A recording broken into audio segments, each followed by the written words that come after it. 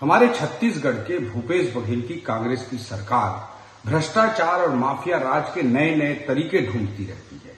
एक नया तरीका जो उन्होंने फिर से लाया है उसके बारे में मैं जिक्र करना चाहूंगा।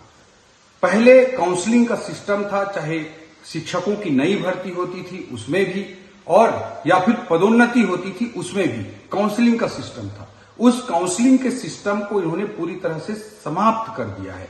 अभी शिक्षकों की जो भर्ती के बाद जो कुछ नियुक्तियां जो भी दी गई हैं उसमें भी काउंसलिंग इन्होंने बिल्कुल नहीं किया है। इसी तरह से पदोन्नति, जितने भी पदोन्नति हुए हैं सहायक शिक्षक से प्राइमरी स्कूल हेडमास्टर के लिए जो अभी पोस्टिंग हुई उस पर भी काउंसलिंग का सिस्टम इन्होंने नहीं अपनाया, जिसके कारण से दिक्कत क्या हो रही है इस बात को समझने की जरूरत है। पहले काउंसलिंग का सिस्टम था, उसमें पहले विकलांग साथी, जो दिव्यांग साथी होते थे, उनको पहले प्राथमिकता के आधार पर स्थान दे दिया जाता था। उसके बाद जो बहनें होती थी, जो फीमेल होते थे, उनको काउंसलिंग के माध्यम से पोस्टिंग दे दी जाती थी। उसके बाद मेरिट के आधार पर मेल के जो पुरुष वर्ग के जो लोग होते थे उनको काउंसलिंग के आधार पर, मेरिट के आधार पर पोस्टिंग दे दी जाती थी। लेकिन ये काउंसलिंग के सिस्टम को पूरी तरह से समाप्त कर दिए हैं और दिव्यांग को कहीं का कहीं, महिलाओं को कहीं का कहीं भेज रहे हैं ताकि ट्रांसफर का धंधा, ट्रांसफर का उद्योग फिर से बड़े पैमाने पर एक चला सके। और उसके कारण से सब लोग त्रस्त हैं, सब परेशान हैं और भ्रष्टाचार अपने चरम पर है।